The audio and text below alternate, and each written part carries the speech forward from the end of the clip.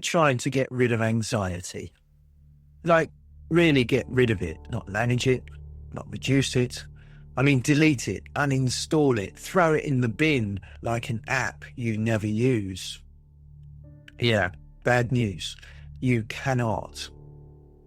Not because you are weak, broken, or failing at self-care. You cannot get rid of anxiety for the same reason you cannot get rid of your immune system. It is not a bug, it is a feature. A deeply annoying, over-caffeinated feature that thinks your inbox is a tiger.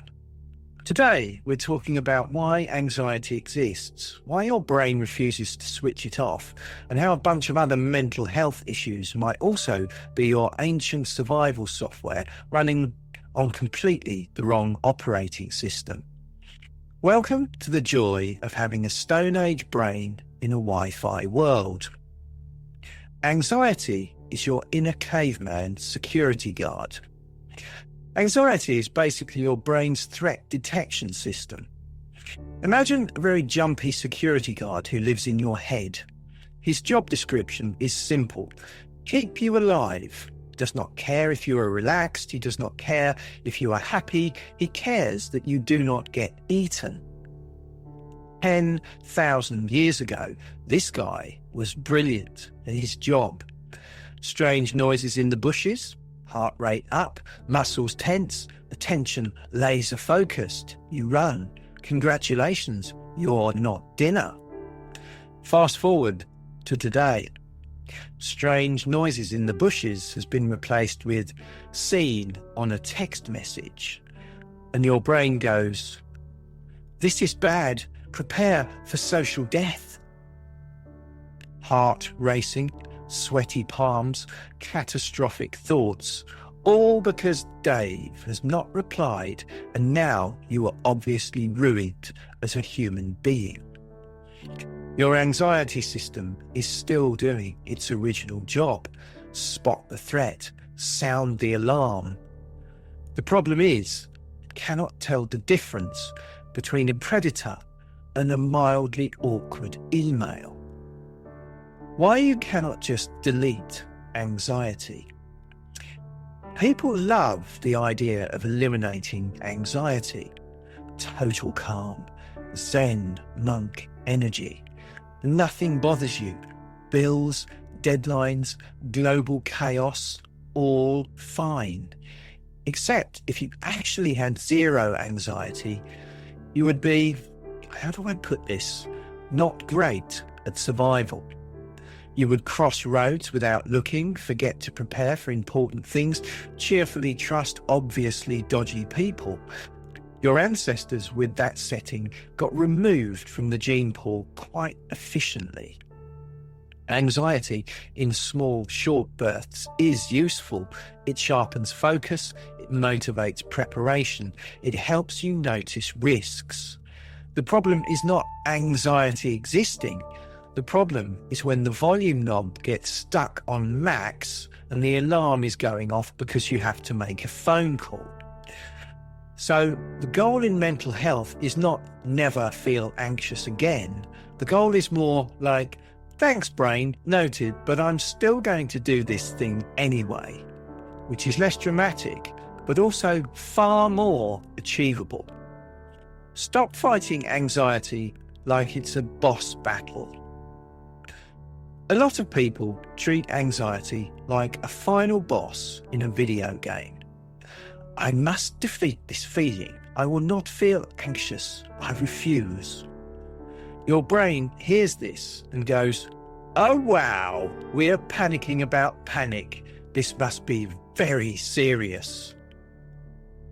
And now you have anxiety about anxiety, which is like putting a smoke alarm next to another smoke alarm and wondering why the noise is unbearable.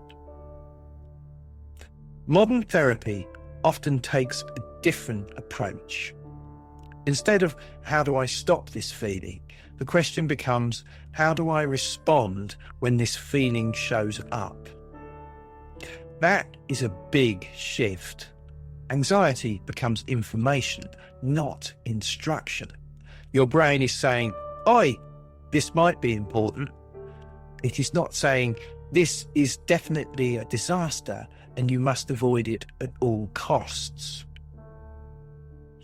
You can feel anxious and still go to the meeting. Feel anxious and still send the message. Feel anxious and still leave the house.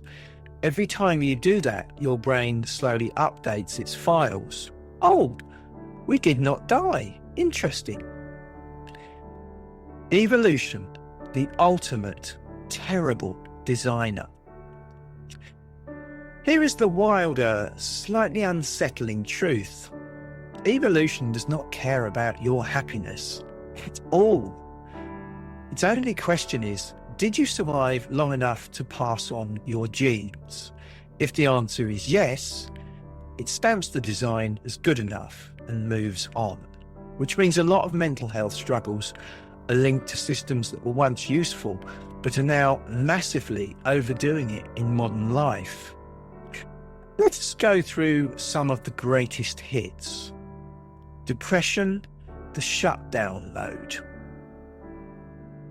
Low mood, in small doses, might once have had a purpose. Imagine you lose a fight, lose status, or get injured. Charging straight back into danger is not smart. Withdrawing, resting, and lying low could keep you safe. Less energy, less risk.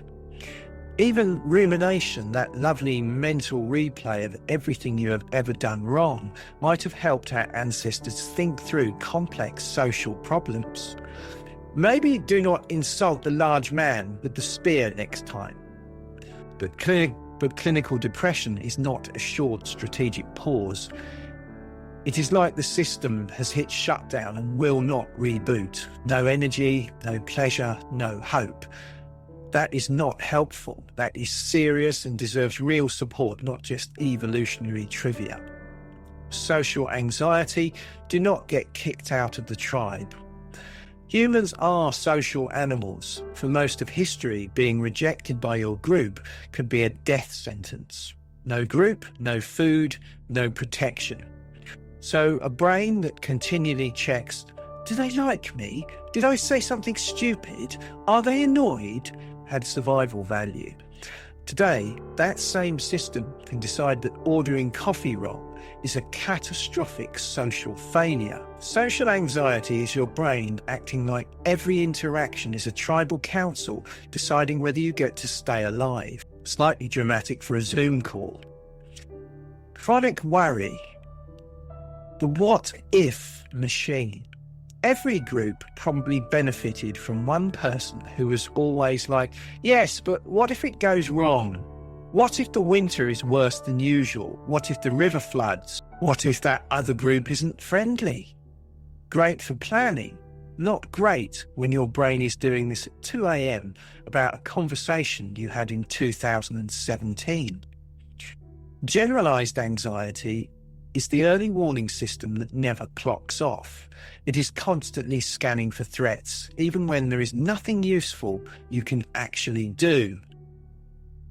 OCD, safety checks gone rogue. Being careful about contamination, food, fire, and safety made sense in dangerous environments. Double-checking things could prevent very real disasters. But OCD takes that basic safety system and turns it into a full-time job you never applied for. Intrusive thoughts, repeated rituals, hours lost to trying just to feel right. At that point, the system is not protecting you, it's running the show. Again, this is where proper treatment is key, not just, oh well, evolution. ADHD, the explorer brain in a spreadsheet world. ADHD traits include being easily distracted, high energy, novelty seeking. In a hunter-gatherer world, being alert to every movement and sound could help you spot threats or opportunities. Curiosity and risk-taking might lead to new resources. Drop that brain into a modern classroom or an office where you're expected to sit still and focus on spreadsheets for hours, and suddenly it's called a disorder. That does not mean ADHD is just a personality quirk. It can cause real difficulties, but it is also a reminder that not every brain was built for modern routines. Autistic traits, the specialist settings. Some autistic traits include deep focus, pattern recognition, and preference for predictable systems. Those skills can be incredibly valuable. Not everyone in a group needs to be a social butterfly. Some people are brilliant at noticing details and building expertise. The problem is modern life is loud, chaotic, and packed with unspoken social rules that can be exhausting and overwhelming.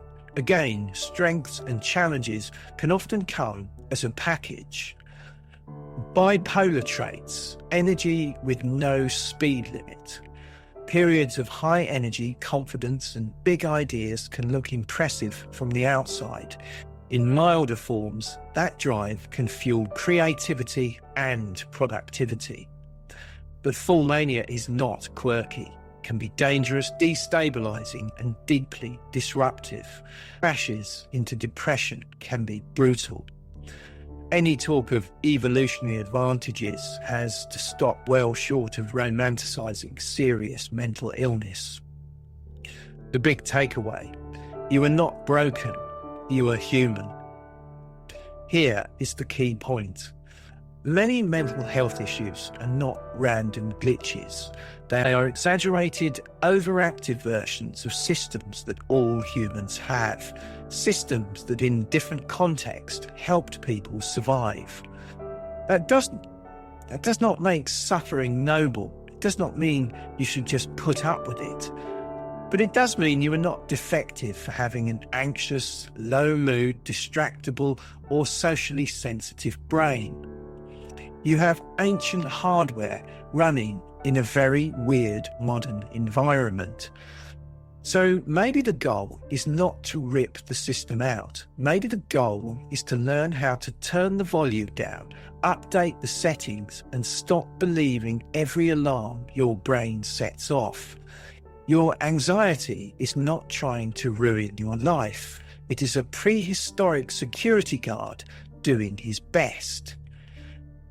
He is just really, really bad at recognizing email as not a predator. And that, unfortunately, is where we come in. If you enjoyed this strange little tour through the brain's ability to bend reality, you'll probably love my book, Brains Behaving Badly. It's packed with real neurological oddities, cognitive glitches, and the wonderfully weird ways our minds can misfire, misinterpret, and occasionally invent entire experiences out of thin air.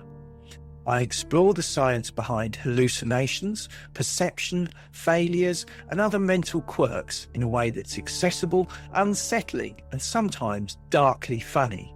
If this video made you look at your own brain with a bit more suspicion, the book goes much further.